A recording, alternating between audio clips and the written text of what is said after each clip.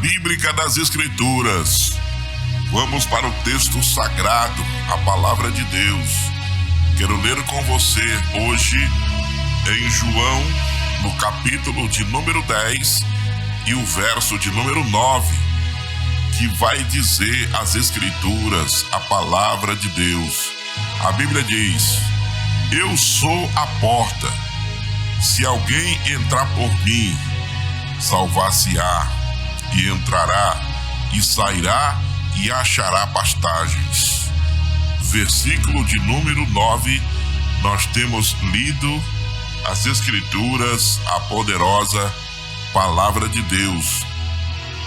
E com a leitura desse texto, eu tenho um tema para esta manhã: portas abertas e portas fechadas. João, capítulo 10, versículo 9. As portas são muitas vezes uma das coisas que nós não fazemos tanto caso. Não pensamos sobre o papel importante que desempenham na nossa vida diária. As portas, elas têm uma tripla finalidade. Qual é a primeira? Acesso. Todo mundo tem um acesso a uma porta. A obstrução e proteção. Então, basicamente, ela atende essas três finalidades: acesso, obstrução e proteção. Acesso porque a pessoa vai passar na porta. Obstrução porque a porta está fechada. Proteção porque a pessoa não pode entrar de qualquer jeito. Ele vai ter que bater na porta. Há 4 portas que nos é apresentado nas Escrituras. E como podemos ver estas portas, terá um profundo impacto em nossas vidas. Destas portas, a primeira que vamos olhar está aberta. Uma porta aberta que nenhum homem pode fechar. É o que o texto está dizendo aqui no capítulo de número 10 de João e no verso de número 9. Uma porta, eu sou a porta. Se alguém entrar por mim, salvar-se-á, entrará e sairá e achará pastagens. Então é essa porta que ninguém pode fechar. Esta porta é Cristo e ela está sempre aberta. A instrução aqui é: se alguém vem a Jesus, a salvação que ele oferece através de si mesmo é completa. Esta descrição metafórica de Jesus nos dá uma visão de sua missão primária, para aquele que crê nele tenham o acesso a esta porta da salvação. O mundo, tudo incluído, todas as pessoas, todos os que são criados à imagem de Deus têm esta oportunidade. Outro detalhe importante: esta porta é Cristo e a única porta. Além de ser Jesus, é a única porta. Nós vamos ver em João 14, verso 6. Eu sou o caminho, a verdade e a vida, e ninguém vai ao Pai a não ser por mim. Esta porta não é uma porta de segurança. É a única maneira de entrar. Esta imagem de Jesus contribui para um dos aspectos mais controversos do Evangelho de João. Assim como toda a Escritura, as afirmações exclusivas de Jesus. É moda hoje dizer que há muitos caminhos para chegar a Deus. Nosso tolerante mundo politicamente correto quer acreditar que isso seja verdade. Seguir o contrário poderá rotulá-los de fanático e intolerante, não é mesmo? No entanto, Jesus não diz ser uma nova maneira ou um caminho melhor, mas o único caminho, a única solução. Outro detalhe: esta porta que é Cristo é a porta estreita, lá de Mateus capítulo 7, verso 13. Viver para Cristo nem sempre é fácil. Temos que ter prioridades corretas. Não se pode entrar através de Cristo e continuar a viver com o mundo na alma, na vida, nas palavras, no comportamento. Viver com o mundo tem muitos resultados negativos. principalmente na vida eterna, na vida espiritual, destruição eterna, separação e etc. Não é uma tarefa fácil. Lucas nos diz que para esforçar, como se nós estivéssemos correndo para o prêmio. É isso que Lucas fala, capítulo 13, versículo 24. Olha só, o tema de hoje estamos falando sobre portas abertas e portas fechadas. Então nós estamos vendo, primeiro, uma porta aberta que nenhum homem pode fechar. Lição de número 2. Uma porta aberta que qualquer homem pode fechar. Esta porta é a porta da oportunidade, uma porta para o serviço. Esta passagem é parte de uma carta que Jesus escreve à igreja em Filadélfia, que está escrito lá em Apocalipse, no capítulo 3 e o verso de número 8. Apocalipse, repito, capítulo de número 3, verso de número 8. O texto vai dizer: conheço as tuas obras. Eis que diante de ti pus uma porta aberta, e ninguém pode fechar, tendo pouca força, guardar-te a minha palavra e não negar-te o meu nome.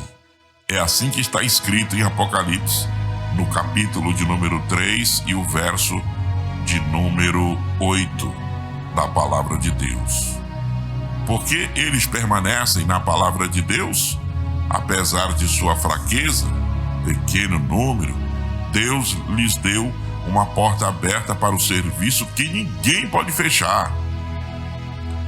O que estas oportunidades especificamente foram, não sabemos, mas podemos sempre esperar que as funções finalmente pré-formados levará a maiores oportunidades. Cristo havia aberto uma porta para o ministério que os habitantes de Filadélfia não podiam fechar. Por mais que os homens queiram eliminar a obra, o trabalho, fechar, tirar a oportunidade, aqui no nosso país, por exemplo, existe um grupo que trabalha para tentar eliminar a igreja da sociedade brasileira. Eita, que briga feia que vocês estão arrumando com Deus, com Jesus. Sabe por quê? Porque Jesus é o dono da igreja. É Ele, a igreja é dele. Então, Cristo havia aberto uma porta para o ministério que os habitantes de Filadélfia não podiam fechar. Este é o mesmo tipo de porta que foi aberta para Paulo também, lá em 1 Coríntios capítulo 16, versículo 8 e 9. Deus abriu uma porta que Nero não podia fechar, não importa o quanto ele tentou. Então, outro detalhe, somos todos chamados a uma vida de serviço para aproveitar as oportunidades, as nomeações divinas que Deus dá a cada um de nós. Isto tem a sua raiz em duas áreas, embora diferentes em valor nominal. Estão inexoravelmente conectados entre si, sendo o grande mandamento e a grande comissão. Essas duas coisas, elas estão conectadas. O grande mandamento e a grande comissão. Amar a Deus e amar os outros. Serviço, levando Cristo para as nações. Serviço, isto é obra tremenda. Isso se refere a ambos, tanto espirituais como às necessidades físicas da vida. Outro detalhe, esta porta que Deus abre não pode ser fechada porque quaisquer forças externas, mas é uma porta que o homem pode fechar. É uma porta que pode fechar com a nossa própria preguiça ou recusa de fazer o que temos sido chamados a fazer. Deus não vai usar vasos indispostos e por nossas ações ou a falta dele, podemos efetivamente fechar uma porta aberta que Deus abriu. Devemos tomar muito cuidado para não fazer isso. Existem algumas palavras duras para este tipo de ação apresentado pelo pregador lá em Provérbios 6, versículo 6 ao versículo 9. Olhando para a nossa próxima porta, vemos que ela está fechada, que é de número 3, uma porta fechada que nenhum homem pode abrir. Então vamos para, nessa porta de número 3, nós temos aqui alguns detalhes. O primeiro, trata-se especificamente sobre a porta do céu. Esta porta é aberta somente para aqueles que estão prontos. Nas escrituras orientais, costumes em eventos sociais fechar e trancar as portas depois de todos os convidados chegarem. É costume eles fazerem isso lá no Oriente Médio. Depois que a porta foi fechada e bloqueada, é proibida a entrada para qualquer pessoa. Toda a sabedoria e perspicácia do mundo nunca pode esquadrinhar esta porta. É muito tarde para se preparar para a vinda de Cristo depois que ela já voltou, depois que ela já se fechou. Esta é uma terrível advertência contra o adiantamento da aceitação de Cristo como Salvador, que é isso que você precisa fazer agora na sua vida. Se negligenciarmos esta tão grande salvação, podemos ser bloqueados. Isto pode ser verdade para aqueles que nunca conheceram Jesus ou para aqueles que o conheciam, mas abandonou para ir após a insensatez do homem, que é o caso do presente contexto aqui. Vamos então para o ponto de número 2, dessa terceira parte, uma porta fechada que nenhum homem pode abrir. Número 2, temos uma lista de pessoas que a porta do céu não será aberta. Esta lista não é um absoluto e exaustiva simplesmente. Se pode afirmar dos que vivem na injustiça, mesmo se o homem é enganado por seu pecado, ele ainda é culpado. O pecado habitual, sem arrependimento, levará um cristão a perder sua salvação, o que não faz referência às ocasionais lapsos. Refere-se à ação voluntária. Chegamos agora à nossa quarta e última porta fechada. Número 4. Uma porta fechada que qualquer homem pode abrir. É o que está escrito em Apocalipse, capítulo 3, versículo 20. Eis que estou à porta e bato. Qualquer homem pode abrir esta porta. Esta porta é o coração do homem.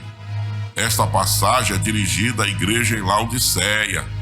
Aqui Jesus inverte a ordem que vemos no Evangelho de Mateus, capítulo 7, versículo 7.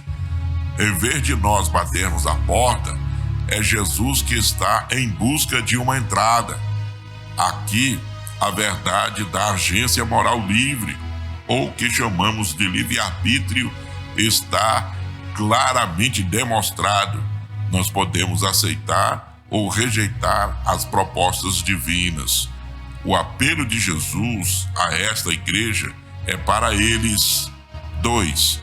O apelo de Jesus a esta igreja é para que eles o servissem, que ele merece e quer estar, que é no centro da vida da igreja, no centro da vida dos humanos. Esta igreja é chamada de morna, não sendo nem quente nem fria. Os dois extremos são positivos, mas o meio é inútil. É um chamado para sair de cima do muro. Quantos de nós precisamos atender a esse apelo? Pelo contexto dessa passagem, ela é descrita para os cristãos. Jesus dizendo: voltem para mim, eu quero vos perdoar. Para os não cristãos, ele está dizendo: venham a mim pela primeira vez, venham, recebam Cristo, venham a mim, recebam a salvação. E para aqueles que estão desviados, que já conhecem que são cristãos, estão desviados, Jesus diz: voltem para mim. Ele veio para cumprir a sua missão de buscar e salvar o perdido. É isso que diz Lucas 19, versículo de número 10. Eu quero concluir dizendo o seguinte: dando uma olhada no que é provavelmente uma das figuras mais conhecidas de Jesus, então vamos verificar. Você vai perceber que a porta da imagem não tem nenhuma maçaneta ou fechadura. Quando questionado sobre isso, o artista respondeu que a maçaneta está no interior. Nós é que temos de abrir a porta de nossas vidas para Cristo. Entre na porta que é Cristo, passe pela porta que é servir e entre pela porta para o céu, que conduz à vida eterna. Quando se trata da porta ou nossas vidas, de que lado você está? Você abriu para deixar Cristo entrar? É isso? Se não, por que você não pode fazer isso hoje, aqui e agora? Por isso é que neste momento nós iremos orar pela sua vida em nome de Jesus.